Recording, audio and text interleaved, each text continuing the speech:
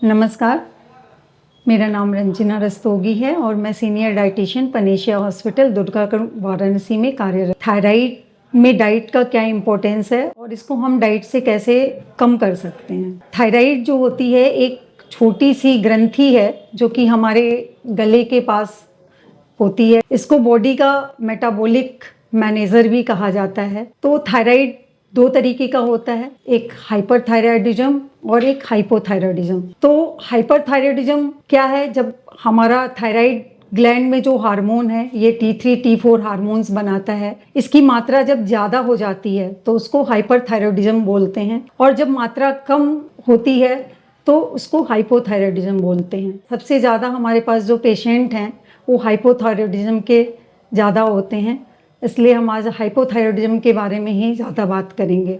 Hypothyroidism को हम कैसे पहचानें? तो इसके लिए एक सामान्य सा ब्लड टेस्ट होता है जिसमें T3 T4 और TSH का टेस्ट होता है, जिससे हम पहचान सकते हैं कि हम थायराइड के श्रेणी में जा रहे हैं। इसका जांच करा लेना चाहिए, और अगर थायराइड है तो अच्छे एंडोक्राइनोलॉजिस्ट से संपर्क करना चाहिए।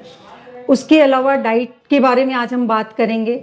तो इसके सिम्टम्स क्या हैं? पहला तो हमारा बाल झड़ना शुरू हो जाता है, बाल बहुत ड्राई हो जाते हैं, स्किन ड्राई हो जाती है, हमेशा थकान सा महसूस होता है, बिना काम किए भी हम थके थके रहते हैं, कब्ज की शिकायत रहती है, ना चाहते हुए भी वज़न अचानक से बढ़ने लगता है और बहुत कोशिश करने के बाद भी वज़न घटता नहीं है, ब्रेन फॉग हो जाता है, चीज़ें भूलने लगती हैं, और कभी कभी तो हमारा पीरियड्स लेडीज़ में जो है वो अनियमित हो जाता है, फर्टिलिटी कम हो जाती है, और अगर हाइपोथायराइडिज्म बहुत ज़्यादा बढ़ जाए तो गर्भपात भी हो सकता है या प्रेगनेंसी में भी दिक्कत आ सकती है। खाने की श्रेणी में हम बात करते हैं तो सबसे पहले जो हमें भोजन लेना है वो आयोडीन युक्त नमक का प्रयोग करना है, आयोडीन युक्त रॉक साल्ट यूज़ करना है। दूसरा, क्योंकि ये T3 T4 को रेगुलेट करता है। दूसरा जो फूड है वो है सेलेनियम युक्त आहार लें,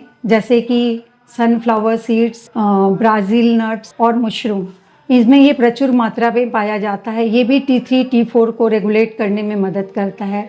तीसरा जो फूड है वो है जिंक युक्त आहार हम अपने भोजन में शामिल करें। कद्दू के बीज, काबुली चना, काला चना, राजमा, सब्जियों, पत्तेदार सब्जियों में भी प्रचुर मात्रा में जिंक पाया जाता है, के प्रोडक्शन को प्रभावित करता है और लगभग 20 से 30% हमारे हाइपोथायराइडिज्म के सिम्टम्स को कम करने में मदद करता है। चौथा जो फूड है वो है omega 3 fatty acid. Omega 3 fatty acid flax seed, chia seeds, walnut में प्रचुर मात्रा में पाया जाता है। इसके अलावा non vegetarian food, fleshy fish में भी होता है और सी फूड्स में भी पाया जाता है। तो इनका सेवन भरपूर मात्रा में करें तो ये हमारे इन्फ्लेमेशन को कम करता है और डाइजेशन को भी कंट्रोल करने में मदद करता है, इम्प्रूव करता है। पांचवा जो फूड है वो है vitamin D rich food.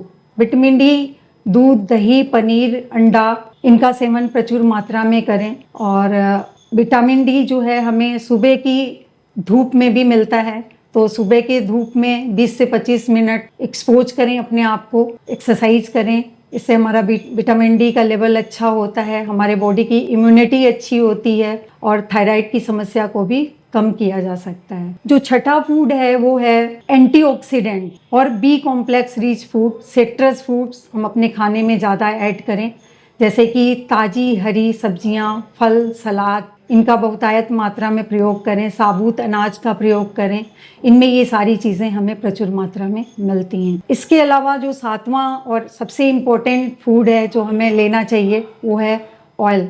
Oil में कोल्ड प्रेस कोकोनट ऑयल को हमें इस्तेमाल करना चाहिए, ये हमें थायराइड में मदद करता है। क्या न खाएं, इसमें जो सबसे पहला है वो है ग्वाइटरजेनिक फूड, रा एंड एक्सेस क्रूसीफेरस वेजिटेबल्स, जैसे कि गोभी, बंद गोभी, ब्रोकली, स्प्राउट्स, ये कच्चा ना खाएं, क्योंकि कच्चा जो रा क्रूसीफेरस वेजिटेबल्स होता है इसमें ग्वाइटरजेनिक कंपाउंड ग्लूकोसिनोलेट पाया जाता है, जो कि आयोडीन के एब्जॉर्प्शन को कम कर देता है, जिससे कि हमारा थायराइड प्रभावित होता है। दूसरा जो फूड है वो हमें जो नहीं खाना है वो है सोयाबीन, सोया और सोया प्रोडक्ट, जैसे सोयाबीन, सोयाबीन का आटा, सोयाबीन की बड़ी, टोफू, सोया मिल्क या सोयाबीन ऑयल, इसका प्रयोग ना करें। और सोयाबीन को हम फर्मेंटेड फॉर्म में ले सकते हैं, जैसे कि मिसो है, सोया सॉस है या टेम्प है, नेटो है। इस फॉर्म में हम फर्मेंटेड फॉर्म में सोयाबीन को इस्तेमाल कर सकते हैं। तीसरा जो फूड है वो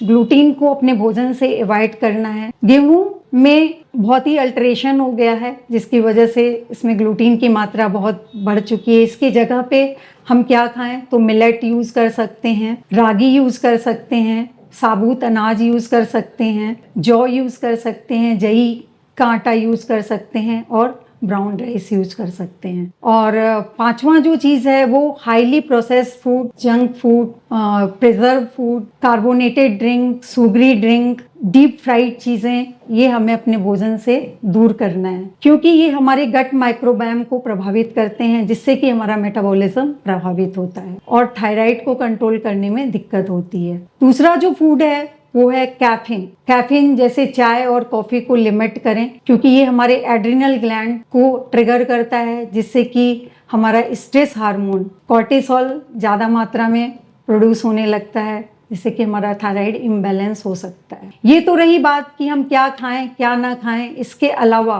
कुछ और भी चीज़ें हैं जो हमें कंट्रोल करना होता है, जैसे हमें अपने स्ट्रेस को मैनेज करना होगा। स्ट्रेस को मैनेज करने के लिए जो सबसे अच्छा तरीका है वो हम कुछ योगा करें, प्राणायाम करें, अनुलोम विलोम, कपालभाति, भ्रामरी प्राणायाम, उज्जयी प्राणायाम, इन सब चीज़ों को करें। दूसरा जो है, हम फैमिली में टाइम एक्सपेंड करें, बच्चों के साथ खेलें, इससे भी हमारा स्ट्रेस रिलीज होता है। दूसरा जो है, हम स्लीप पैटर्न को अपने चेंज करें, समय से सोएं, समय से उठें और 7-8 घंटे की भरपूर नींद लेना ज़रूरी होता है। तीसरा जो है वो एक्सरसाइज, खुली हवा में सुबह में 45 से 60 मिनट वॉक करें। इसके अलावा कुछ आसन, उष्ट्रासन, मत्स्यासन, भुजंगासन, ये भी हमारे थायराइड को कंट्रोल करने में बहुत अच्छा मदद करते हैं। इसके अलावा जो लास्ट है, हम अपने आप को स्पिरिचुअल बनाएं, आज में जीना सीखें, खुद को खुश रखें, प्रतिदिन कुछ ऐसा काम करें जिससे हमें खुशी मिले, मनपसंद संगीत सुने और लोगों के साथ अच्छा व्यवहार करें जो कि मुझे खुशी प्रदान करे। तो इन सब चीज़ों को हम अपने जीवन में शामिल करके, कुछ छोटे छोटे खान पान में बदलाव करके और लाइफ स्टाइल, जीवन शैली में छोटे छोटे बदलाव करके हम अपने थायराइड को रिवर्स करने की दिशा में प्रयास कर सकते हैं। अगर आपको डाइट से रिलेटेड कोई क्वेश्चन हो या आप पर्सनलाइज्ड डाइट चार्ट लेना चाहते हैं तो आप नीचे हुए टोल फ्री नंबर पे बात कर सकते हैं। कमेंट सेक्शन में जाके अपना मैसेज ड्रॉप कर सकते हैं। Thank you.